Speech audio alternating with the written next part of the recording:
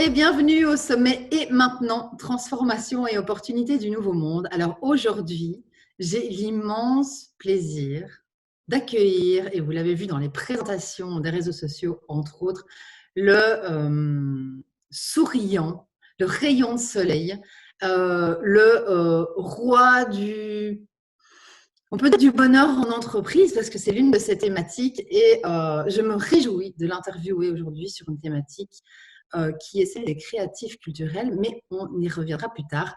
Olivier Nissen, bonjour et merci d'être là avec moi, avec nous. Bien le bonjour, ça me fait vraiment plaisir d'être là aussi et bonjour à tous ceux qui nous regardent en ces moments confinés.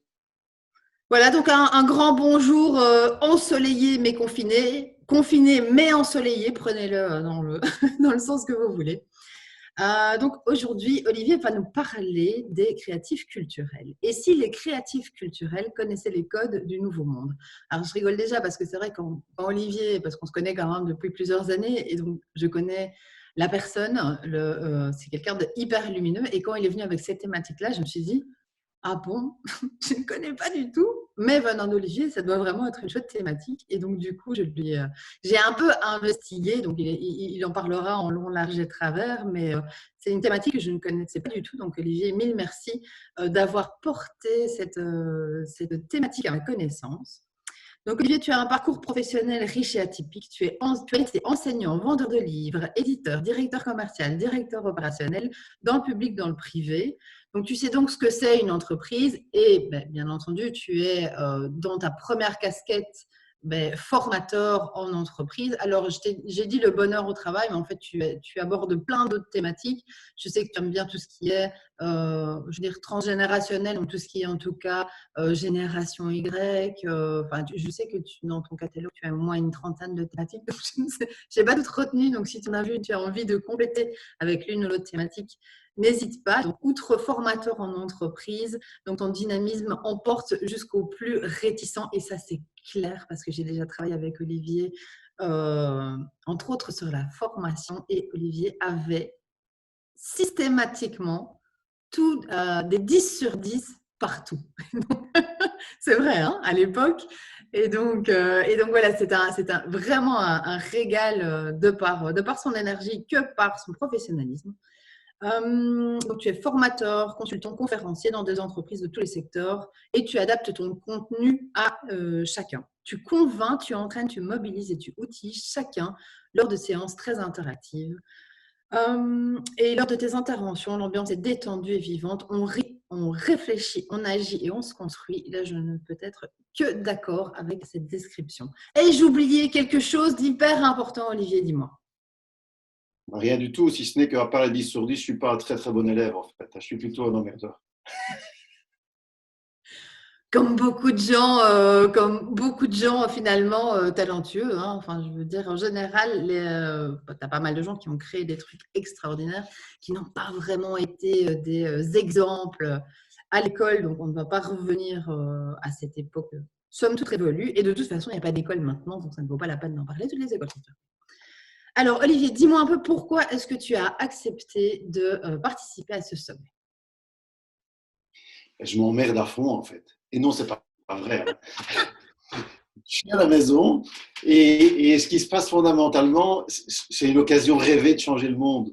Et globalement, j'ai l'impression, puisqu'on est un peu tenu à résidence, c'est que c'est une autre manière de changer le monde. Et globalement, ce que j'ai envie de faire depuis que je suis tout petit, c'est d'essayer de m'apporter ma contribution à l'évolution de ce monde-là, tout simplement. Et donc, participer à ce sommet-là, c'est apporter ma pierre à l'édifice du changement du monde. Écoute, merci pour ta réponse et pour le côté, tu m'as décontenancé, je ne m'attendais pas du tout à cette réponse-là. Donc merci pour la surprise. Comment est-ce que tu te sens dans cette période? Alors, je me sens à la fois impatient, mais c'est plutôt un sentiment général, c'est impatient, avec un sentiment d'urgence et une envie terrible d'en faire quelque chose de positif. Je ne ronge pas mon frein dans le sens où j'ai pas envie de recommencer les yeux fermés en disant allons-y gaiement, ouais, c'est pas grave, c'est un petit passage, on va y aller à fond. Sûrement pas, mais je me dis, je suis un peu comme dans le Nouveau Testament, toutes les dates et les heures des décès de tout le monde. Et on se disait, mais il y a urgence en fait. Tu sais que dans 15 ans, ou dans 5 ans, ou dans 2 mois, ou aujourd'hui après-midi, c'est l'heure de ton décès. Mais je pense que fondamentalement, on se trouve exactement dans la même situation avec le monde dans lequel on vit. C'est qu'il est en train de compter ses dernières heures. Et donc, je me sens plutôt dans l'idée de beaucoup d'envie et d'une foi ou d'une envie à déplacer des montagnes. Et quand tu dis, enfin, il vit ces dernières heures, sur quoi est-ce que tu te bases?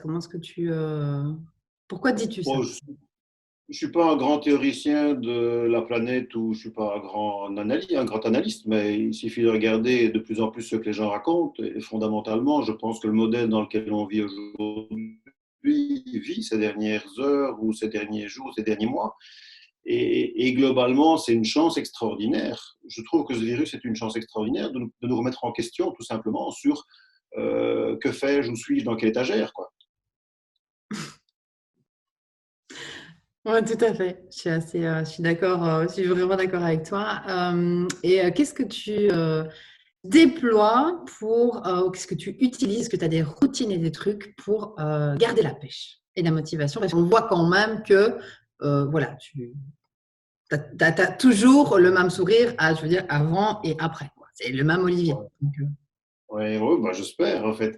D'abord, je me suis quand même fait des routines. C'est assez comique. Je trouve que la structuration de la journée, c'est quelque chose auquel je ne suis pas tellement attaché, mais la structuration de la journée a amené beaucoup de sérénité, en tout cas, dans la construction de l'occupation du temps. Alors, deuxième chose, j'ai une petite fille de 3 ans et demi qui est géniale. Donc, en fait, en termes d'occupation du temps, ça va, quoi. Il n'y a pas de difficulté. On fait beaucoup de puzzles, on apprend des trucs extraordinaires et puis on découvre tous ces talents qu'on ne le voit pas qui sont à l'école tous les jours. En fait, c'est une occasion de découvrir ces talents. Je reprends mon rôle d'instituteur de temps en temps en essayant de faire de l'animation avec elle. C'est assez sympa. Et puis, on est ici, tu vois, dans le grenier que je suis en train d'aménager. Et donc, je travaille beaucoup dans mon grenier pour l'instant. Je bricole. J'aime beaucoup travailler avec mes mains aussi. Et je trouve que ça apporte quelque chose dans la manière de faire passer cette crise-là. C'est de construire quelque chose avec ses mains. et tu travaillais déjà avec tes mains avant?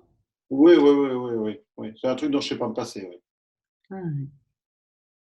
Ah oui. Et je sais aussi parce que l'un de tes réflexes, toi, parce que bon bah, je crois que enfin, on a principalement des personnes qui ne sont pas forcément entrepreneurs, mais on a aussi une partie de communauté entrepreneur qui regarde ce sommet et qui écoute. Et pour faire une petite parenthèse par rapport à ça, il faut dire que toi, bah, tu es 100% formateur présentiel, donc une entreprise de formation en présentiel. Donc, je veux dire, en termes de problématiques, je rigole, mais c'est pas drôle, mais en termes de Ah problématiques merde, business, comment dire, c'est un peu compliqué, quoi. Enfin, je veux dire, c'est un peu compliqué au niveau des prestations. Et je sais que on en a discuté au début de ce sommet, tu m'as dit, moi, voilà, l'un de mes premiers réflexes, c'était de contacter mes clients en disant, on est là et on reste là pour vous, même gratuitement si vous avez besoin de quoi que ce soit. Et, ouais. En fait, c'est assez comique, hein. Nous, avec mon épouse Caroline, on est tous les deux indépendants dans notre société. Et on a eu une réflexion stratégique relativement rapidement. Je pense que c'était le 13 ou le 14 mars. On s'est assis à table au déjeuner et on a dit qu'est-ce qu'on fait avec ça. Et globalement, on s'est dit on ne va pas courir après des trucs, mettons-nous à disposition parce que je pense que ce qui va à un certain moment être fondamental, c'est que nos clients continuent à nous voir comme des partenaires et pas simplement comme des prestataires qui viennent chercher de l'argent, mais fondamentalement comme des aides. Et on a eu vraiment de très très belles réponses. Moi, j'ai envoyé un SMS à tous mes clients habituels en disant voilà, on va connaître un moment difficile, nous comme vous. Et ce qu'on a envie de faire, c'est de rester disponible pour vous et sans aucune facturation. On n'a pas envie, dans ces moments difficiles, de rajouter du chaos au chaos. Mais par contre, si vous avez besoin de nous pour des conseils, on est quand même assez spécialisé aussi en communication de crise et des choses pareilles, on est disponible. Et j'ai le souvenir d'un SMS de réponse qui me dit j'ai pleuré en lisant ton message. Ben, je dis, tu sais quoi, quand mon client me dit ça, je me dis qu'on ne fait pas de la merde. Je suis content. Ouais, c'est dingue. Et comment est-ce que alors, c'est toujours dans les interviews, tu n'es pas toujours au courant de toutes les questions que je vais te poser. D'ailleurs, je te l'ai dit qu'il y avait une partie. Comment est-ce que, enfin, comment expliques-tu ce réflexe de se dire, ok, bah, je suis dans le caca. C'est là, voilà, la période est vachement compliquée. Je vais me mettre au service d'eux. Qu'est-ce qui s'est passé dans vos têtes pour switcher? C'est-à-dire, on va avoir ce réflexe alors que tu es dans une peur, panique ou peu importe finalement ce que tu ressens. C'est-à-dire quand tu prends la situation comme elle est là, en termes d'entreprise, je veux dire, problématique, on est encore loin du compte en fait. C'est qu'au niveau rentrée pour les mois à venir, tu peux t'asseoir dessus. Comment est-ce qu'on passe de cette situation, de ce constat-là, à en un petit déjeuner, puisque c'est comme ça, mettons-nous au service. Je pense que c'est la question de la résilience. Fondamentalement, ce n'est pas en courant après les choses qu'elles vont arriver, c'est en les anticipant, c'est en se mettant devant, c'est en se disant comment est-ce qu'on peut, dans ces moments difficiles, nous aussi réduire nos besoins. Donc, on a pris quelques actions concrètes. Mais fondamentalement, on découvre une chose, c'est qu'on court beaucoup, on travaille énormément. Et voilà, c'est peut-être un de mes défauts. Je travaille comme un dingue, moi. Je suis vraiment un excité du travail. Et pour l'instant, je travaille beaucoup moins, mais en fait, on a moins de besoins aussi. C'est assez marrant. On se rend compte que la vie peut être plus simple. Et dans nos réflexions stratégiques, on s'est dit, tiens, en temps de guerre, qu'est-ce que je ferais moi? Et moi, je serais résistant, je pense. Et donc, je pense que je suis résistant. Et les résistants, ils organisent des réseaux, ils font quelque chose qui fait qu'à un certain moment, parce que j'ai une passion pour les gens, moi, ce qui m'intéresse, c'est qu'on puisse construire les choses avec les gens, quoi, en dehors de ce circuit financier qui domine le monde. Voilà. Les résistants, je pense qu'ils ne gagnaient pas d'argent. Hein. Je pense pas. Peut-être des pommes de terre. C'est déjà Voilà. bien. Faut commencer quelque part. Mais c'est d'autant plus, je trouve que c'est d'autant plus intéressant que on a beaucoup discuté en réseau d'intervention parce qu'il est revenu beaucoup, c'est la définition. C'est-à-dire que c'est la définition de l'abondance. C'est la définition, et ici c'est la définition aussi de tes besoins, de ce qui est vraiment nécessaire. Alors nécessaire comme nécessaire pour manger, pour la subsistance, mais nécessaire à ton équilibre, à ton développement et à ton bien-être. Et cette prise de conscience de, mais attends, de quoi est-ce que j'ai vraiment besoin et de tendre, et on le voit en fait, hein, c'est l'une des choses qui, je pense, qui revient dans pas mal d'interviews, c'est la simplicité. Et ce que mais après, voilà, on se connaît bien, je sais qu'on a beaucoup discuté, entre autres Tiny House et d'autres manières de fonctionner. Donc, c'est le prolongement, mais je trouve ça magique d'avoir un switch alors on touche à l'argent et donc quelque part on touche à la sécurité en faisant en sorte que du jour au lendemain, tu n'as plus aucun travail parce que matériellement, ça n'est plus, c'est plus possible puisque tu peux plus bouger et malgré tout d'avoir un petit déj, ce switch qui est celui du lien, celui d'être présent, celui du résistant, peut-être qui réveille effectivement ton énergie de résistance. Je trouve ça vraiment magique. Et pourquoi est-ce que du coup tu as décidé de nous parler, parce que tu as un millier de cordes à ton arc, et je suis gentille, pourquoi je pourrais dire encore bien plus, pourquoi est-ce que tu as décidé aujourd'hui de parler de créatifs culturels? Alors, en fait, c'est parce que personne ne le connaît. Et pourtant, on l'est, je pense, très, très nombreux. Alors, je me dis, c'est quand même dingue, c'est un truc où chacun dans son coin probablement vit des trucs. Mais si on pouvait mettre un vocable là-dessus, d'abord, le créatif culturel, c'est la traduction de l'anglais, hein, mais fondamentalement, on dit plutôt créatif de culture, ou créateur de culture, créateur d'une nouvelle culture, en fait. Et ce truc-là est né bêtement d'une lecture que j'ai faite il y a, je sais pas, quelques années maintenant, je dirais 3-4 ans. C'est un bouquin qui est génial, que je recommande vraiment à tout le monde. C'est La grenouille qui ne savait pas qu'elle était cuite. Bouquin vraiment génial. J'ai dit, attends, c'est quoi pour un bazar, quoi? C'est le titre qui m'avait inspiré. J'avais commandé ça, je ne sais plus moi. Hein. Et j'avais lu ce bouquin. Et je me dis, mais c'est dingue ce bazar. Et à l'époque, ça avait déjà fait tilt chez moi, mais je me dis maintenant, ça y est, on est en plein dedans, quoi. La grenouille qui ne savait pas qu'elle était cuite. En fait, je ne sais pas si tu sais ce qui se passe quand à un certain moment, tu mets une grenouille dans une casserole d'eau froide et que tu mets l'eau chauffée. Ben, en fait, il ne se passe rien. Il ne se passe rien jusqu'au moment où elle meurt. Parce qu'elle ne se rend pas compte, en fait, qu'elle est en train de chauffer. Et ce qui m'intéresse maintenant, c'est qu'on est en plein dans ce monde-là. On est la grenouille qui ne savait pas qu'elle était cuite. On ne se rend pas compte à quel point on chauffe. Je ne parle pas nécessairement du réchauffement climatique, mais à quel point on chauffe dans nos relations avec les gens, dans notre fonctionnement piloté par la finance. On est dedans, quoi, en fait. C'est quand aujourd'hui on a un stop comme celui du coronavirus qu'on se dit oh, chouti, ah ouais, d'accord, c'était ça le monde dans lequel je vivais, parce qu'on est obligé de s'arrêter. Mais quand on est dedans, en fait, on ne s'en rend pas bien compte. On vit tous les jours comme ça avec.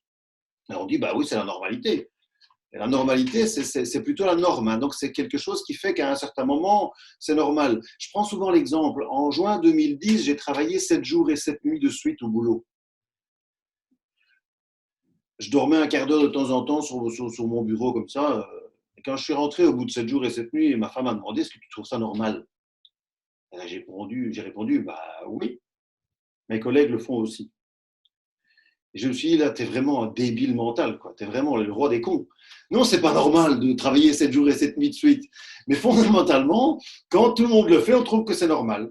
Et donc, cette grenouille-là, elle est dans ce truc qui est en train de chauffer, et elle meurt. Alors que si on la plongeait dans de l'eau à 50 degrés, le premier réflexe qu'elle aurait, c'est de sauter en dehors. Donc, si demain on prenait un extraterrestre ou si on prenait un homme des cavernes et qu'on le lance dans le monde d'aujourd'hui, il s'en court, il retourne d'où il vient tout de suite, il se dit mais c'est malade là-bas, c'est des malades mentaux. Et nous, on vit en fait comme ça et on ne se rend pas compte qu'on est en train de vivre dedans. Donc cette eau, elle chauffe et nous, on est dedans et j'ai envie de dire, c'est un magnifique moment pour se rendre compte qu'en fait, on est à côté de là. Et tu sais, ce à quoi tu me fais penser, c'est que, je rigole, c'est pas drôle, mais ton histoire est juste extra, et c'est tellement vrai. C'est que, je reprends l'exemple des entrepreneurs, j'aime beaucoup ce genre d'exemple, c'est qu'en fait, il est dit qu'un entrepreneur doit travailler beaucoup. C'est dans les coutumes. Et donc, ce qui est dingue, c'est qu'en fait, pour réussir à construire un business, ou ne fût-ce que imaginer un business où en fait tu n'aurais pas forcément besoin de travailler beaucoup pour gagner de l'argent, ben, ça nécessite au minimum de te poser la question et de t'autoriser le fait de pouvoir imaginer que peut-être tu n'as pas besoin de travailler 7 jours et 7 nuits toutes les 2 semaines pour que ton business fonctionne. Et donc ça, c'est déjà par rapport au champ des possibles, je trouve que c'est juste passionnant de te dire, ah mais tout le monde dit qu'en fait un entrepreneur travaille beaucoup, donc si je ne travaille pas beaucoup, c'est qu'il y a un souci. Et je trouve que ce qui est absolument passionnant avec ce confinement, c'est qu'on a connu en un temps record exactement l'inverse. C'est qu'en fait, le fait de ne plus travailler est devenu la norme. Et donc, moi, organisant ce sommet, je travaille comme une tarée parce que j'ai vraiment envie d'apporter le meilleur, etc. Et je suis par contre, pour le coup, complètement en décalage avec le reste du monde qui est plutôt le côté ah, je me pose, je prends du temps, je suis face à moi. Tous ces gens effectivement que j'ai en ligne en disant oh, je m'ennuie, quand est-ce qu'on est donc déconfiné? Alors que moi, je le disais à Olivier avant de commencer cette interview, de dire moi, après ce sommet, je prends une semaine de congé, une semaine de vacances, confinement ou pas confinement. Et donc, il y a vraiment, et donc du coup, la norme en une semaine, 10 jours, est devenue complètement l'inverse, qui est plus du tout celle de travailler, mais qui est plutôt celle de ne pas travailler. Et donc, du coup, moi, en tant que personne qui travaille, je me sens en décalage et pratiquement parfois incomprise sur les réseaux ou par les personnes avec qui je suis en contact parce que eux ne vivent pas la même chose. Comme quoi, tout ça pour dire qu'en fait, la normalité change et évolue et que si nous, on n'est pas capable d'être ancré, centré et de se poser les bonnes questions sur qu'est-ce qui est bon pour nous, indépendamment de ce qui est normal, sachant que la normalité peut évoluer super rapidement. C'est évident, et donc les créatifs culturels, ils veulent inventer une nouvelle normalité, en fait. Mais qu'est-ce que c'est d'ailleurs les créatifs culturels? Parce que bon. Alors les créatifs culturels, en fait, c'est relativement simple. C'est deux professeurs américains, Ray et Anderson, qui, au début des années 2000, se sont posé la question de savoir s'il existait une nouvelle catégorie de personnes qui avaient envie de modifier les habitudes de fonctionnement du monde, en fait. Et ils les ont appelés les créatifs culturels, donc les gens qui sont en train d'inventer une nouvelle culture. Et ils ont essayé d'analyser plusieurs groupes de personnes pour conclure qu'au début des années 60, il y avait à peu près 4% de créatifs culturels, mais on va voir ce qui les unit, en fait, ces créatifs culturels. Et qu'aujourd'hui, on serait à peu près 35% de personnes dans le monde à être des créatifs culturels. Ce qui est énorme, évidemment. Ce n'est pas encore le point de basculement, mais c'est d'abord des gens, première chose, qui prennent conscience qu'ils sont dans la casserole en train de chauffer. Parce qu'en fait, si je reviens à mon exemple de la grenouille, il y a plusieurs éléments. La grenouille, en fait, elle ne meurt pas, elle meurt tout simplement. Pourquoi? Parce qu'elle ne sait pas réagir. Elle ne sait pas réagir pour plusieurs raisons, elle n'a pas la conscience. Elle ne sait pas que c'est en train de chauffer. Je pense que c'est une des caractéristiques des créatifs culturels, c'est qu'ils prennent conscience du monde dans lequel ils vivent. Ils ne sont pas simplement en train de se dire, c'est pas grave, on va continuer comme ça. Non, ils ont une conscience importante. La grenouille, elle meurt aussi parce qu'elle n'a pas de mémoire. Elle ne sait pas combien c'est 12 degrés, elle ne sait pas combien c'est 50 degrés. Les créatifs culturels ont une mémoire. Donc, ils sont en train de se dire, qu'est-ce que je vois bouger? Qu'est-ce que je vois évoluer dans mon monde? Parce que ma normalité fait que je ne le sens pas, donc je dois avoir des chiffres, des éléments qui me permettent d'avoir un regard objectif, une conscience, mais une mémoire sur ce qui se passe. Et la grenouille meurt aussi parce qu'elle n'a pas d'instrument de mesure. Les créatifs culturels sont des gens extrêmement limpides et clairs sur la mesure de ce qui se passe. La mesure de leur niveau de bonheur, la mesure du climat, la mesure de tout ce qui se passe aujourd'hui dans le monde et qui fait que, comme tu disais tantôt, ils mesurent qu'ils travaillent 35 heures par semaine. Et si on fait le lien avec les millennials, moi je vois très très fort aujourd'hui ces gars-là qui se disent j'ai envie de réussir ma vie plutôt que de réussir dans la vie. Les créatifs culturels, ce serait plutôt ces gens-là. Mais donc le premier élément, c'est qu'ils sont conscients. Et ils savent mesurer ce qui se passe. Quand tu demandes aujourd'hui à un jeune qui sort de l'UNIF, est-ce que tu vas faire une carrière ou travailler 70 heures par semaine? Il dit non, moi, dans ma mesure à moi, il faudra que je vois le temps que je sais consacrer à ma famille et le temps que je sais consacrer à mon boulot. Donc, il a une conscience des choses et il sait mesurer ce qu'il va faire. Et quand la mesure est dépassée, il saura s'arrêter. C'est la nouvelle norme. Et les créatifs culturels, ils sont en fait regroupés autour de 4 vraiment grandes valeurs. C'est ce qui ferait qu'on pourrait se considérer comme étant un créatif culturel. C'est ce qui fait que je dis que j'en suis un aussi. Pourtant, je participe à aucun mouvement, je ne vais à aucune réunion de créatifs culturels, je ne suis inscrit à aucun site. Mais globalement, je pense que je suis aujourd'hui un créatif culturel. Et celle qui m'a le plus inspiré là-dedans, c'est quand j'ai regardé ma femme. Je me suis dit, ah oui, ça c'en est une à fond, quoi, celle-là. Elle est créative culturelle à fond. Et en regardant de plus en plus, je me suis dit, mais moi aussi je le suis, on est dans ce schéma-là. Et les 4 valeurs fondamentales, c'est la première, c'est l'ouverture aux valeurs féminines. Alors ça me parle à fond, quoi, ça. Quand est-ce que le monde va être enfin dirigé par les femmes? Ça, c'est quand même la classe mondiale, quoi. Aujourd'hui, on est dans un monde qui privilégie l'extériorisation, la compétition, le sens de se donner à fond, l'action, le matérialisme. Tout ça, c'est super, quoi. Toutes des valeurs extrêmement masculines. Et on les valorise encore dans les entreprises. Alors qu'aujourd'hui, on voit poindre des valeurs féminines qui sont plutôt des valeurs de l'émotion, de l'intuition, de take care, de prendre soin des autres, de l'empathie, de l'écoute, de l'attention à l'autre, enfin bref, de l'amour, quoi. Et donc, c'est une des premières choses qui réunit les créatifs culturels, c'est cette envie de pousser les valeurs féminines dans le monde. Et quand on voit encore aujourd'hui, je regardais à la télé l'impact que le confinement a sur certains tarés qui continuent à taper sur leurs femmes, je deviens dingue, moi. Je dis, mais putain, tu n'as pas encore compris ce qui se passe ici. Fondamentalement, la femme est l'avenir de l'homme. Donc, c'est ça qu'il faut mettre en évidence. Je savais que j'ai bien fait de t'inviter dans ce sommet. C'était ça. C'est complètement dingue. Et d'ailleurs, je trouve, quand tu vois dans les publics que tu interviews, il y a quand même beaucoup de femmes qui portent cette idée de changement du monde, d'aller vers un monde qui est autre que celui qu'on vit aujourd'hui. Et je trouve que ça, c'est vraiment super. C'est ça qu'il faut pousser. Mais je pense, écoute, je te fais une parenthèse, je te laisse continuer pour ce sommet. En fait, justement, on parle de la discussion homme, enfin du point homme-femme. Eh ben, écoute, je n'ai absolument pas fait exprès, mais j'ai une parité parfaite. J'ai 7 femmes, 7 hommes, alors que je n'ai rien fait pour.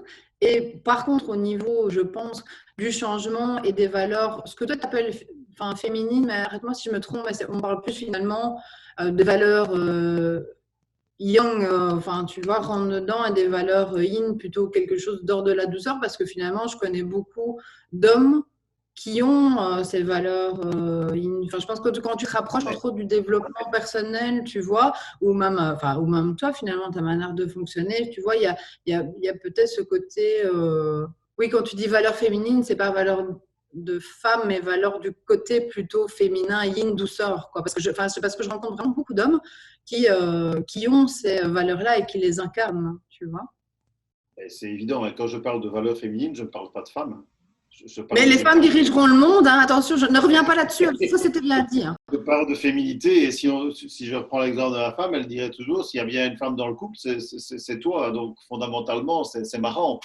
Oui, ces valeurs-là, elles me parlent à fond à moi, homme pourtant, mais ces valeurs de féminité, je trouve qu'elles sont vraiment importantes, d'ouverture, de profondeur, d'écoute, c'est celle, comme tu dis, de développement personnel, et tu vas voir qu'on va y venir.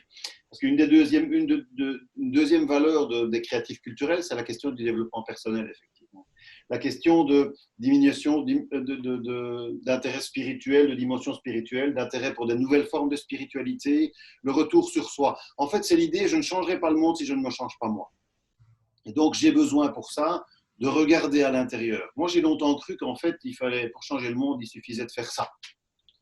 Dans mon parcours personnel, j'ai fait beaucoup ça. Je me rends compte que pour changer le monde, je dois d'abord changer mon monde. C'est un truc vraiment important.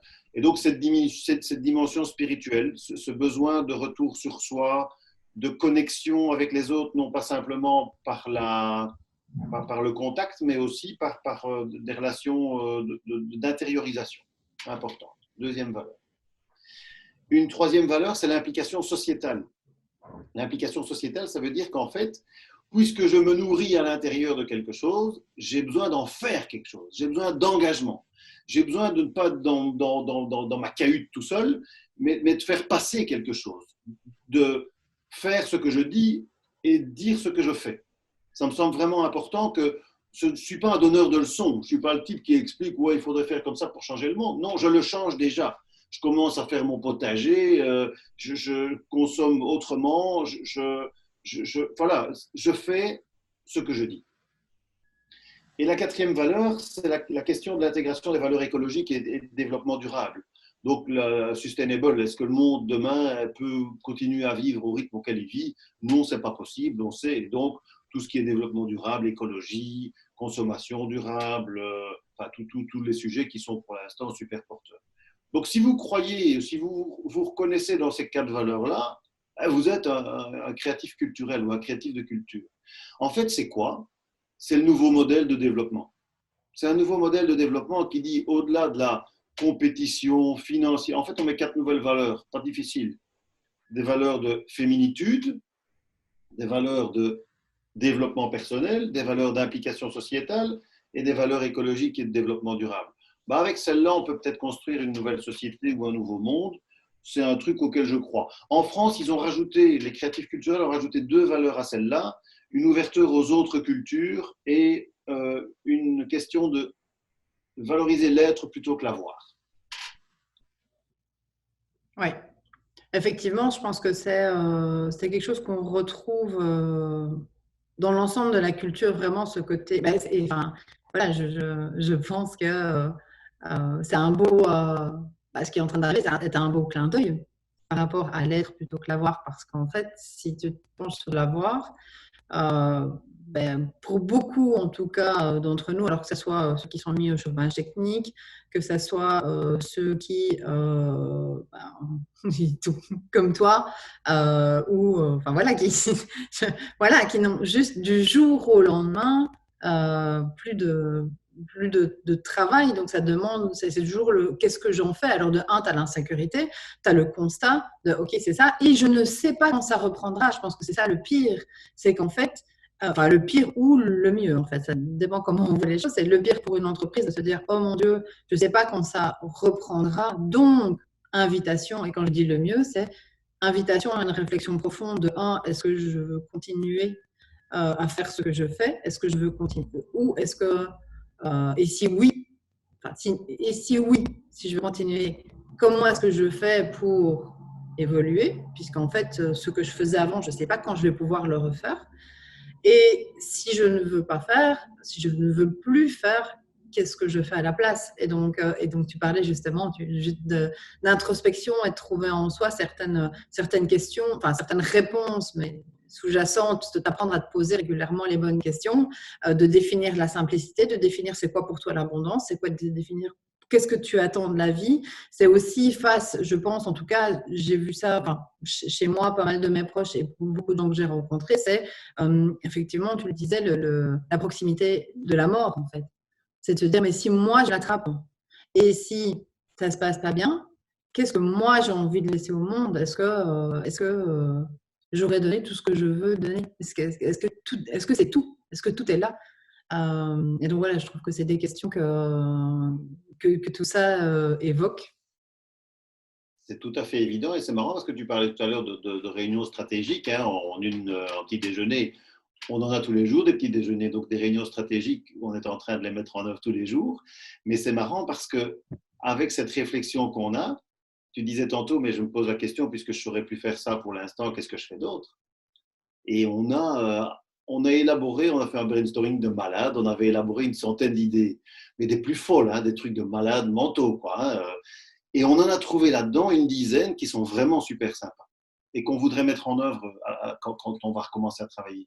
Des choses qu'on va proposer à des entreprises avec lesquelles on travaille déjà, mais aussi avec des toutes nouvelles. Des idées complètement dingues. Et on se dit, c'est marrant, c'était une chance, ça, de se poser et de se dire, qu'est-ce qu'on peut faire en fait d'autre qui a du sens pour nous et qui peut amener quelque chose aussi dans cet esprit-là. Je pense que c'est probablement une partie du chemin qui est celle, du nettoyage, hein, on le voit, hein, que ce soit nettoyage chez soi, tri, rangement, le fait de s'alléger, et puis le nettoyage au sein de son business avec ces questions. Est-ce que je continue? Oui, non. Si oui, comment est-ce que j'évolue? Qu'est-ce qu'il y a après? Redéfinition de la simplicité, de ce que je veux. Ça veut dire aussi maîtrise des coûts, voir un petit peu, OK, où est-ce que j'ai vécu peut-être dans l'opulence où j'ai pris les choses voilà, dont je n'avais pas vraiment besoin. Du coup, tu affines ta stratégie, ce que tu veux faire, mais surtout, tu te reconnectes à toi avec effectivement, bon, là, du coup, j'imagine que ce n'était pas un petit-déj, mais genre un brunch, tu vois, le truc petit-déj, dîner. Voilà, opulence complète avec la centaine d'idées de qu'est-ce que j'ai vraiment envie d'apporter, comment est-ce que j'enrichis. Je sais aussi qu'il y a plein d'entreprises qui travaillent sur des choses. En fait, en général, on dit c'est le cordonnier qui est toujours le moins bien chaussé. Donc finalement, ton entreprise, ta visibilité, ton image que tu mets en place, ça passe toujours après ta prestation, après ce qui ramène du chiffre d'affaires. Et en général, c'est jamais prendre soin de toi, ton image, ton entreprise, tes outils personnels. Enfin là, ici, ça peut être… On est beaucoup, du coup, on a switché beaucoup dans le digital puisque c'est ça qui permet le contact le plus rapide. Effectivement, il y a beaucoup d'entreprises qui retravaillent leur site internet, leurs valeurs, mission, vision, qu'est-ce qu'on veut, qui s'alignent avec les équipes aussi. Parce que pour ceux qui ont des équipes qui sont forcément en télétravail, l'idée de garder la motivation et de garder le côté soudé, je sais qu'il y en a beaucoup qui font des challenges, qui font des jeux avec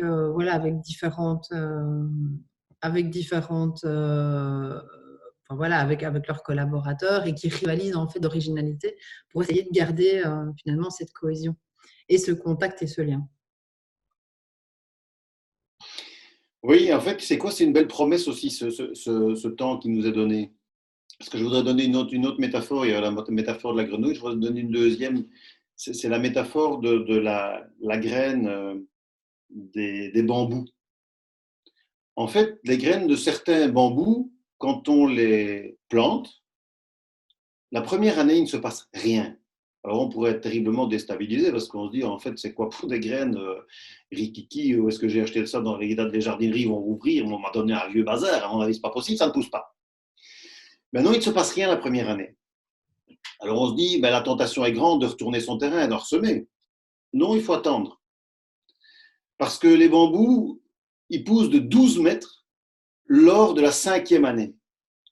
Mais les 4 premières années, il ne se passe rien. Ça ne sort pas de terre. Je trouve que c'est un exemple extraordinaire, ça. Donc, ça veut dire que fondamentalement, on doit réapprendre la patience. Et ça ne veut pas dire que ce qu'on crée aujourd'hui ne sera pas quelque chose qui va être comme une véritable, à mon avis, apparition, comme cet élan de ce bambou qui pousse de 12 mètres. Moi, je crois que toutes les graines qu'on sème aujourd'hui du monde de demain, elles vont donner des résultats. Et il faut réapprendre la patience. Surtout, ne retournons pas la terre trop vite et ne repartons pas comme des dingues. Je discutais avec une dame hier qui est responsable d'un groupement d'entrepreneurs qui me disait, je vois 3 types dans les entrepreneurs qu'on a. Il y a ceux qui disent, ah, vite, vite, qu'on reprenne, ah, c'est le 3 mai, allez, go, c'est parti, on fait du chiffre d'affaires. Il y a ceux qui se disent, oui, mais est-ce qu'on ne devrait pas faire autrement, autre chose?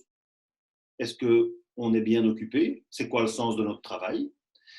Et il y a 3e type d'entreprise qui se disent, qu'est-ce qu'on a loupé avant? Qu'est-ce qu'on a mal fait? Qu'est-ce qu'on a bien fait? Quelle stratégie on devrait avoir? Moi, je pense que les premiers, ils sont perdus. Ceux-là, ils sont déjà en train de se noyer. C'est comme les gars sur le Titanic qui se disaient, non, c'est un insubmersible, il ne va pas couler. Non, ça ne va pas couler, ce truc-là. On nous avait dit que c'était insubmersible. Oui, ces mecs-là, ils ont coulé comme tous les autres, quoi, en fait. Et je pense que fondamentalement, ceux qui vont s'en sortir le mieux sont ceux qui plantent les graines qui pousseront dans quelques temps, mais qui sont des autres graines. Ce n'est pas les graines les mêmes qu'aujourd'hui, c'est des autres graines.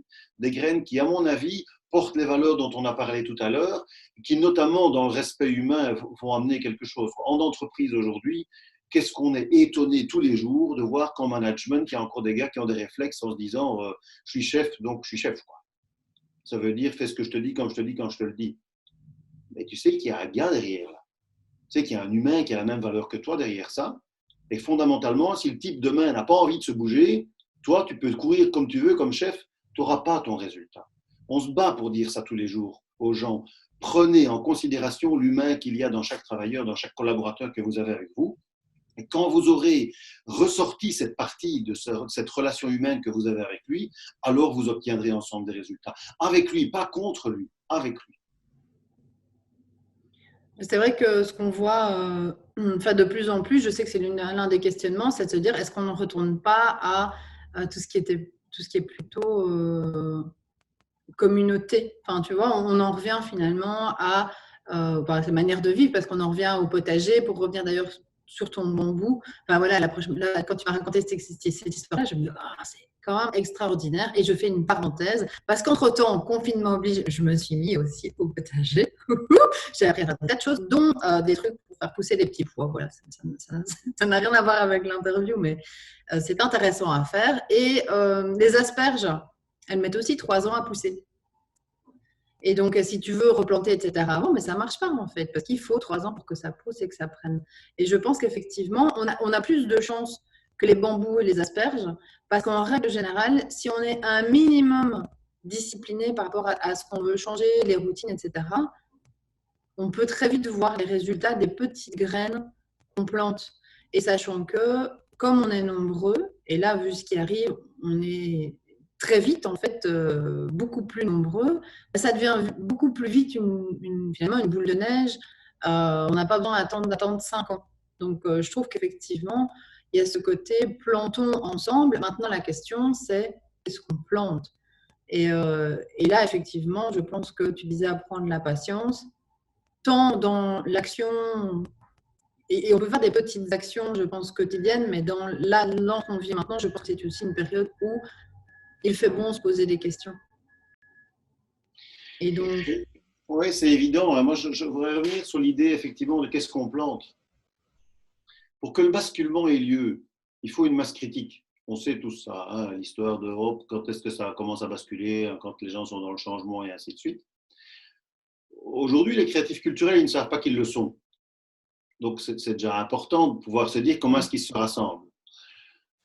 Est-ce qu'il faut les fédérer ou pas? C'est plutôt des petites communautés. C'est des gens qui, dans leur coin, chez eux, dans leur famille, avec 3-4 potes ou dans leur village, font des choses qui ressemblent à un autre monde.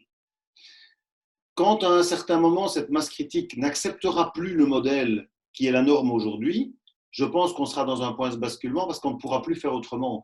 Et ce sera ça le moment où on verra que les bambous ont poussé. Parce que je suis sûr aujourd'hui qu'il y a un tas de gens qui sèment un tas de trucs tous les jours, dans leur petit coin.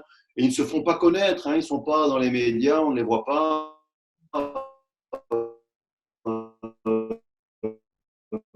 Pourtant, pourtant ils connaissent très très bien le fonctionnement des médias naturels. Qui sont ces gens-là? Parce que c'est assez marrant, hein. C'est des gars qui sont plutôt éduqués, qui ont un regard sur le monde et qui ont du recul.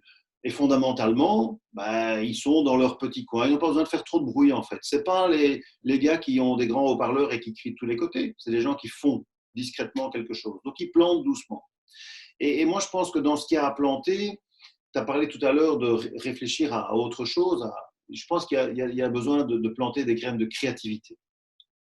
Si tu parlais d'un jardin, c'est marrant. Nous, pour notre pension, il n'y aura pas de pension, mais je veux dire, pour nos plus vieux jours, on a décidé de vivre plus simplement et d'acheter un terrain sur lequel on va cultiver.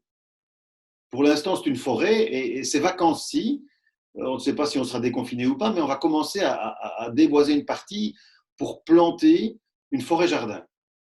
Donc, en fait, on est déjà dans cet esprit-là aussi. Hein. C'est assez comique, mais on essaie de mettre en pratique ce qu'on dit. Donc, vraiment, la question de la créativité. Comment je peux créer un autre monde? Je crois que c'est possible. Deuxième semence qu'il faudrait planter, c'est des semences d'énergie. C'est parce que tout est digital maintenant. Oui, c'est ça, tout à fait. Des semences d'énergie, parce qu'on en a tous à mourir. On le sent d'ailleurs, pendant le confinement, on sent qu'il y a cette énergie qui peut se transformer en stress, qui peut se transformer en énervement. On a tous de l'énergie. Ben, je pense qu'il faudrait la consacrer, à la semer en quelque chose de durable. Consacrer son énergie à faire des trucs qui sont comme ça. Une troisième semence à semer, ce serait la persévérance. C'est la question de la patience et de la persévérance. On connaît la logique de la goutte d'eau. On verra tout à l'heure ce qui se passe avec la cire, hein, une troisième expérience. Mais je crois fondamentalement que ce qui est le plus grand supplice pour la société, c'est le supplice de la goutte d'eau. Quand tu diras définitivement, non, ça, tu sais quoi, c'est plus acceptable pour moi. Non, ça, tu vois, c'est plus acceptable pour moi. Non, ça, c'est plus acceptable pour moi, sans te fâcher, sans t'énerver, sans secouer le monde entier, simplement en disant non, c'est plus acceptable pour moi. Alors, fondamentalement, je crois que le monde va changer. Je pense qu'il faut semer de la collaboration, voire même de la coopération. Nous, on est nés en coopérative d'activité. Notre activité indépendante, elle est née comme ça. C'était très passionnant. À un certain moment, la structure était plus suffisante pour développer nos activités. Mais qu'est-ce que c'est bon de se sentir coopérer à faire quelque chose. D'ailleurs, on a développé, nous, un modèle qui s'appelle MIR, qui est quoi? C'est simplement un graphique comme ça, où on dit, toi, plus moi, si on fait chacun notre boulot, on obtient des résultats magnifiques. Mais c'est la responsabilité individuelle. Moi, je ne peux pas continuer à taper sur ta tête si je ne fais pas ma partie du boulot. Et d'un autre côté, tu peux pas te plaindre de ce que je fais pas bien si toi tu fais pas ton boulot. En fait, fondamentalement, moi et la société, on est unis, on doit faire quelque chose ensemble. N'importe qui, je devrais en permanence évaluer ma relation à l'autre, ma relation au monde sur ce schéma-là, en se disant, est-ce que moi je fais ma partie pour que le monde fasse sa partie? Parce qu'il y a un très très beau modèle, je ne sais pas si tu le connais, l'échelle des comportements. C'est un truc, tu vas sur Internet, échelle des comportements, tu tapes dessus, tout de suite dessus, et tu regardes les comportements qui sont les plus liés à des problèmes. D'ailleurs, ceux dans lesquels on se trouve très souvent, moi y compris, je ne suis pas le Saint-Esprit. Première chose, nier. Non, moi je n'ai rien fait pour ça. Non, c'est pas moi. Faire semblant, ignorer. Tu dis, je n'avais pas vu. Ok, nier, ignorer, accuser. Ben oui, c'est les autres, c'est Trump, c'est ces imbéciles de l'Europe, c'est tout le monde, quoi. C'est tous les autres sauf moi. Et la dernière chose, 2 secondes, je reprends mon échelle que j'ai mise ici quelque part. Là. J'en profite pour dire que tu fais super bien le niage, quoi. Ça, on voit ouais, c'est sûr. Hein. C'est justifié. Oui, mais non, c'était pas facile, ne tiens pas compte, dans la difficulté. Je pourrais, regarde un peu ce que tu as dit tantôt, là. On vient de me piquer mon activité. Ça marchait bien, mes affaires. Tout à coup, il y a ce bête coronavirus pour dire, mais c'est les Chinois. Quelle bande de tarés, ceux-là. Ils nous ont pas prévenus. Qu'est-ce que c'est de ça pour des dingues? Là, c'est facile, quoi. Je pourrais dire, mais moi, excuse-moi, je sais pas travailler, si tu veux. Ben oui, il faut m'aider. Je pourrais continuer à ignorer, faire semblant de rien. Non, pas de problème, tu vas voir, on va vite se planter, c'est pas compliqué. Ou bien je pourrais continuer à accuser tous les autres. C'est super, à part que ça ne change absolument rien. Et c'est juste des graines de révolution, ça. C'est des graines de guerre. C'est nul à péter. C'est juste en dessous dans l'échelle des comportements. Je voudrais pousser les gens vers un comportement qui est un comportement positif, qui amène des solutions. Et la première chose, c'est assumer. Tu dis, ben ouais. Putain, est-ce qu'on avait bien prévu ce truc-là? On n'a rien vu venir, nous. Est-ce qu'on est suffisamment résilient? Est-ce que dans nos activités, on ne devrait pas se dire, si c'est que du présentiel, on ne prend pas un risque trop important? Assumer que nous, on a fait des choix qui n'étaient peut-être pas les bons à certains moments. Première chose. Deuxième chose, pallier.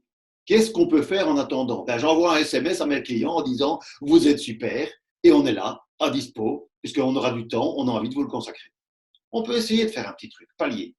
Troisième chose, analyser, essayer de comprendre. On se dit, mais qu'est-ce qui se passe en fait? C'est comme la grenouille tout à l'heure qui se dit, mais est-ce que ça ne chauffe pas ce truc? Oui, ok. Vraiment, c'est d'avoir cette position stratégique, on va analyser, on va essayer de comprendre. Et la dernière chose, imaginer, créer des solutions. C'est-à-dire amener quelque chose qui est novateur, qu'on n'a encore jamais vu, quoi. Au lieu de rester dans son coin en se disant, je me place, ça n'ira jamais, de toute façon, c'est quoi, donnez-moi le CPS, sinon je vais mourir. Non, il y a possibilité de faire quelque chose, je suis responsable de mon avenir. C'est important. OK? Je dois rigoler, c'est assez comique. Mais non, cette petite échelle de comportement, elle est magnifique. En entreprise, d'ailleurs, on rigole souvent, parce qu'en management, on utilise ça. On dit, ouais, mais c'est pas de ma faute, hein, on a décidé au-dessus, qu'est-ce que tu veux que je fasse? Si, assume, grand. Assume. C'est la première étape positive d'un comportement, c'est assumer. Dans les graines à semer encore, les graines de résistance. Je te disais tantôt, moi, je pense que pendant la guerre, je serais résistant. Oui, je pense qu'une résistance douce, hein, une résistance très féminine, avec des valeurs féminines. Mais tu as déjà vu comment, à un certain moment, on peut résister de manière féminine, de manière très, très forte, sans bouger comme ça. Dire non, non.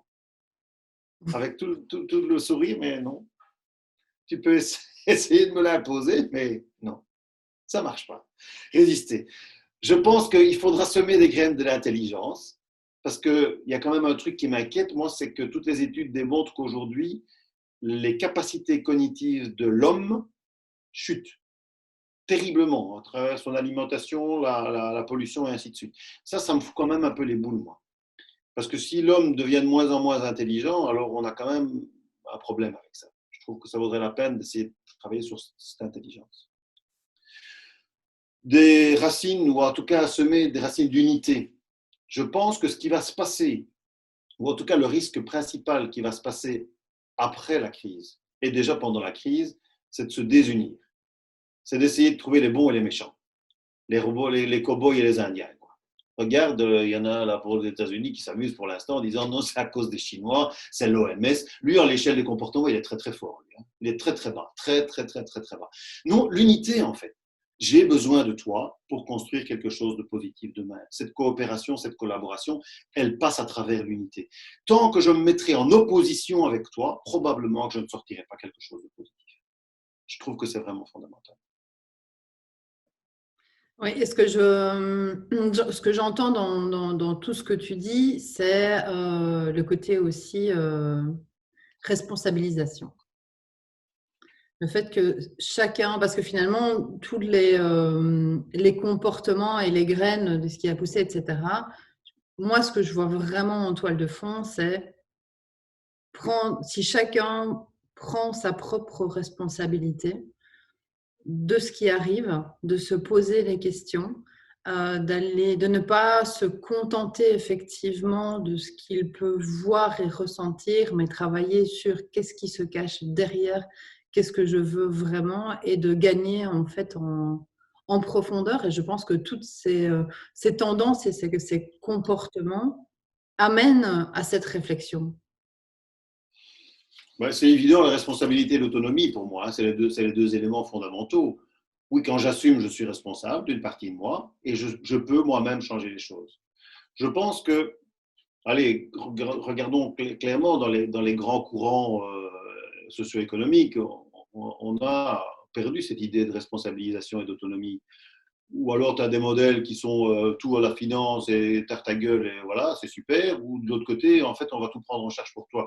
Je pense que fondamentalement, il existe un autre modèle. C'est une troisième voie dans laquelle on pourrait se dire qu'est-ce que je peux, moi, apporter fondamentalement dans ma vie de tous les jours et avec les gens qui me sont proches pour modifier mon monde à l'intérieur comme à l'extérieur de moi. Je prends pour ça un peu un exemple, l'exemple de l'œuf et du poussin. Je te pose d'ailleurs une bête question, et je la pose à tous ceux qui nous écoutent. Quand tu prends un œuf, où est-ce qu'elle est la partie dure? Bah, partout, non? Enfin, normalement, elle est à la base de l'œuf, mais à la fois, l'œuf est tout dur. Je ne sais pas. Je donne ma langue au Oui, mais poisson c'est à l'intérieur ou à l'extérieur de l'œuf que c'est dur? à l'extérieur. Oui, c'est la première chose qu'on dit, à l'extérieur. Ah, c'est vrai, Mais non, c'est pas vrai, parce que c'est le poussin qui est dur. En fait, fondamentalement, tu sais quoi, ce qui est vraiment dur, c'est le projet de l'œuf. C'est le projet du poussin. Parce que bientôt, il va avoir une structure là-dedans. Bientôt, il va y avoir un squelette qui va se former. Et quand tu regardes la coquille à côté du squelette, mais c'est rikiki, quoi. C'est vraiment de la dureté ridicule. Donc, en fait, c'est marrant. Dans notre projet de société, ce qui est le plus dur, c'est pas ce qu'on voit à l'extérieur, c'est ce qui est à l'intérieur. Et fondamentalement, moi, je crois que c'est dans les choses les plus fragiles aujourd'hui qu'on est en train de regarder notre futur. Notre future structure, elle est en train de naître de ce projet de ce projet de société. Et donc, le terrible squelette qui va naître de ce cousin qui va émerger, c'est aujourd'hui ce jaune qui paraît tout mou, tout gluant, tout rien du tout. Ben, c'est lui, en fait, notre projet de société de demain, et qui sera la force. Parce que qu'est-ce qu'il va faire avec cette petite coquille? Il va la faire péter, hein. Il va la faire exploser. Et donc, ce qui semblait dur pour un œuf, en fait, c'est Rikiki à faire exploser pour un poussin, parce qu'un beau jour, il va dire, ouais, t'as vu ça? J'ai fait péter et maintenant, c'est moi ici. Regarde un petit peu. J'ai l'impression que notre société, dans laquelle on vit pour l'instant, elle croit que ce qui est dur, c'est ce qu'on voit à l'extérieur. C'est son PIB, c'est sa croissance, c'est sa force, tout ça. En fait, c'est ce qu'elle croit qui est dur. Je crois que ce qui est dur, c'est aujourd'hui les réflexions en interne, les gens que tu interviews, les réflexions personnelles et le développement des gens qui vont faire qu'un beau jour, ça va pouf, émerger. Je crois ça, que le dur, il est là, qui n'est pas à l'extérieur. Un chiffre qui, moi, m'impressionne, c'est la deuxième génération qui, aujourd'hui, voit augmenter le PIB et, parallèlement à ça, diminuer le bonheur. C'est marrant parce que dans les années 60, les courbes étaient parallèles. Donc, quand on augmentait sa richesse, on augmentait son bonheur, son bien-être. Aujourd'hui, les courbes sont complètement inversées. Là, le PIB il continue à faire ça. Enfin, il va baisser un peu, là. Il va faire comme ça, là, avec la crise.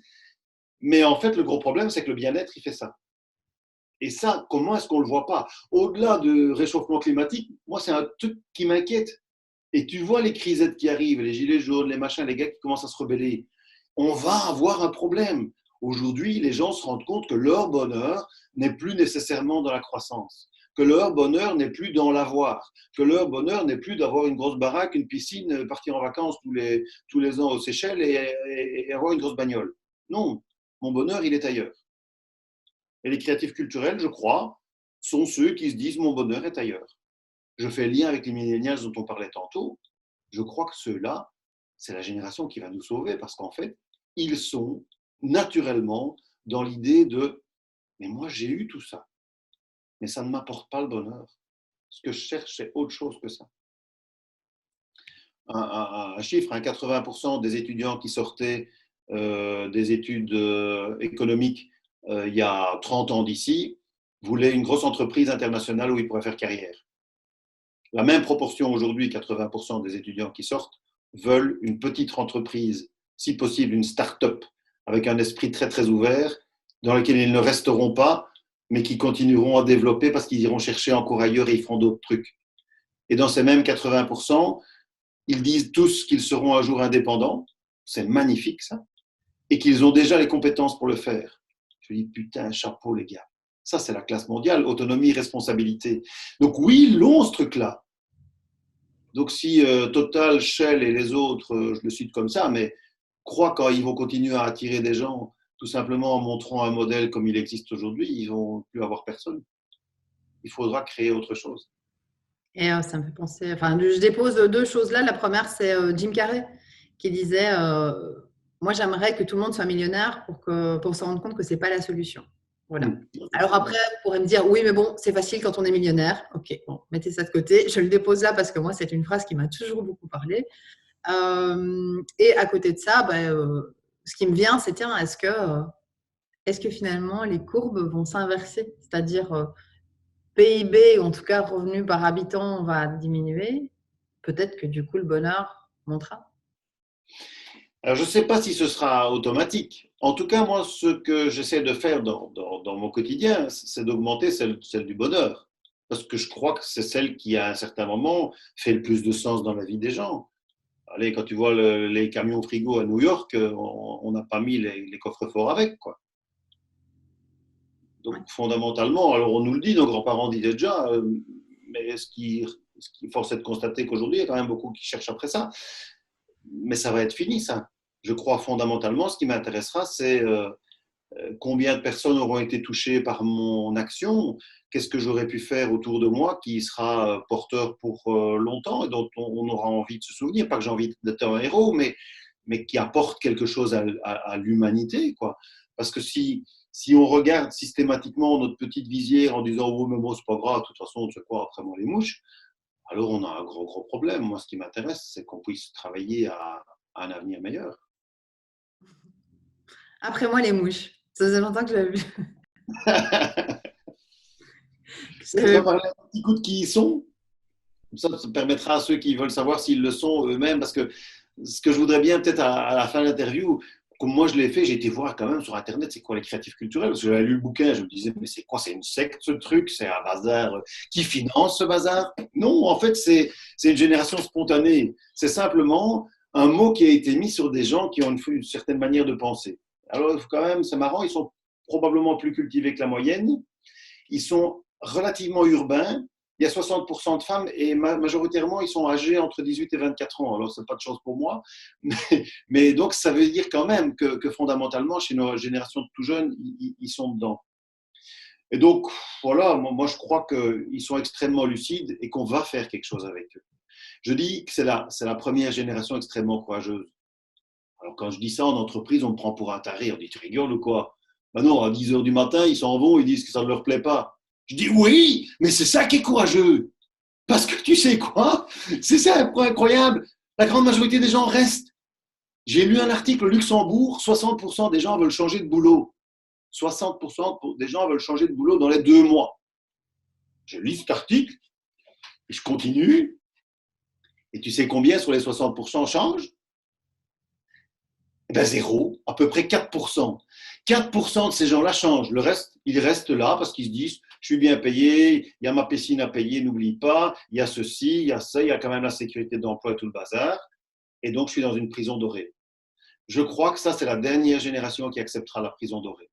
Les nouveaux, en fait, oui, à 10 heures du matin, parce qu'on leur a menti. En entretien de recrutement, on leur a dit que c'était la plus belle entreprise géniale avec des valeurs super et qu'ils allaient être heureux et que leur chef était un type génial et qu'ils allaient super pouvoir collaborer. Et en fait, quand ils débarquent, ils se rendent compte qu'ils arrivent dans un autre monde. Alors, à 10 heures du matin, ils prennent leurs affaires, ils disent excusez-moi, mais c'est pas ce qu'on m'avait dit, donc je m'en vais. Comment ça, tu t'en vas? Enfin, tu es dégueulasse. Ben oui, je m'en vais parce que ce que vous m'avez vendu, c'est pas ce que je vois. Et moi, je suis exigeant. J'ai semé les graines de l'exigence. Je suis résistant. Et non, vous ne me ferez pas gober un truc que je n'ai pas envie de gober. J'étais venu pour de la collaboration, j'étais venu pour une bonne ambiance de travail, j'étais venu pour avoir du sens. Et vous me vendez une société qui fait ce truc-là. Mais c'est une poubelle que vous... Je vais pas aller dans une poubelle, moi. Ils sont donc drôlement courageux. Ils s'en vont. Ce qu'on n'a pas fait. Ce qu'on n'a pas fait, nous, on est parfois restés pour des mauvaises raisons. J'ai un jour changé de boulot pour une bagnole, moi. Il faut être taré, hein. J'ai changé de boulot pour une bagnole, c'est ridicule. Ben voilà, j'ai aussi un directeur, une petite anecdote quand même que je raconte. Mon directeur d'école, quand j'ai commencé à enseigner, il y a très longtemps, c'était avant la guerre, hein, enfin, l'Irak, hein, je veux dire, la deuxième. Quoi. Il m'a dit le premier jour, j'avais 21 ans, si tu veux, Olivier, tu seras pensionné ici. Et pour lui, c'était positif. Moi, j'ai pris ça comme une baffe dans la gueule, mais vraiment une baffe. Jean-Marie Henry, pour ne pas le citer, parce que c'est un gars à qui je m'entends très bien maintenant, je le remercie tous les jours, c'est lui qui a fait ma carrière. Je lui ai dit, mais c'est quoi? C'est toi qui as changé ma vie. Il m'a dit ça, je suis rentré chez mes parents et j'ai dit, je vais reprendre des études et je ferai autre chose très vite, dans une dizaine d'années, ce qui a été le cas. En fait, lui a changé ma vie. Il m'a dit, surtout, enracine-toi dans un truc habituel d'une bonne prison. Et j'ai dit, non, ça, je ne veux pas. C'est ce qui me fait croire que j'étais probablement déjà un créatif culturel à l'époque. Je ne voulais pas être dans le train-train, dans la machine bien comme ça, huilée, qui va fonctionner. Et donc, voilà un petit peu l'histoire, globalement. En tout cas, une petite citation.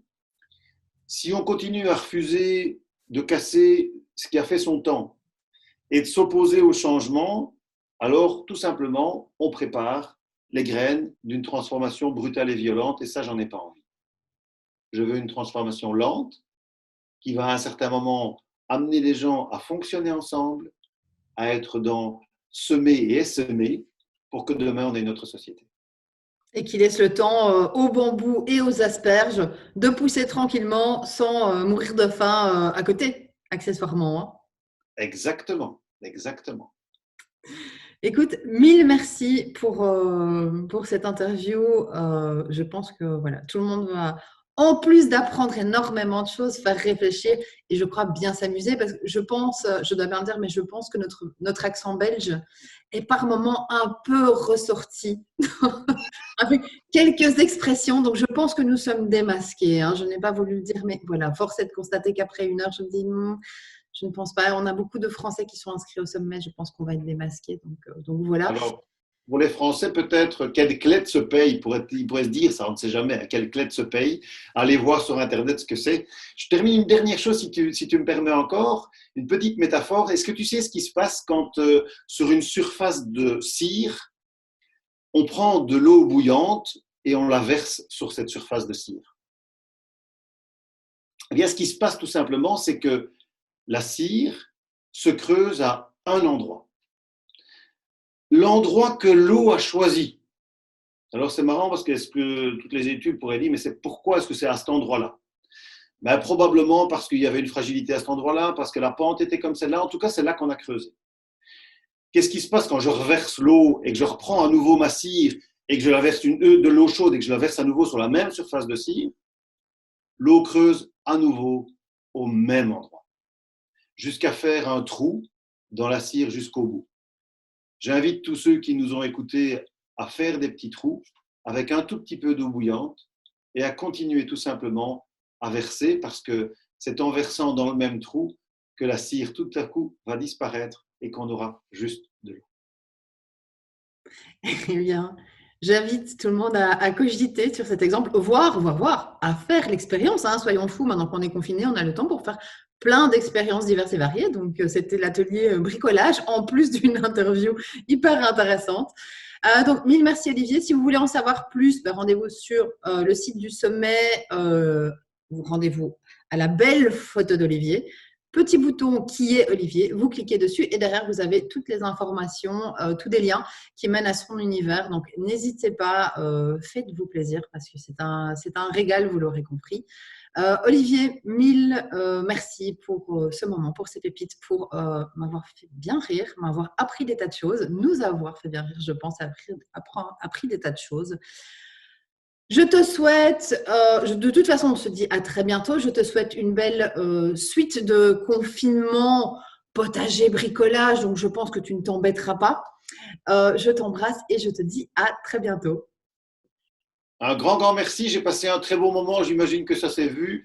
Je souhaite une très bonne journée à tout le monde et profitez du confinement. C'est un moment important pour son développement personnel. Je vous aime fort. Gros bisous.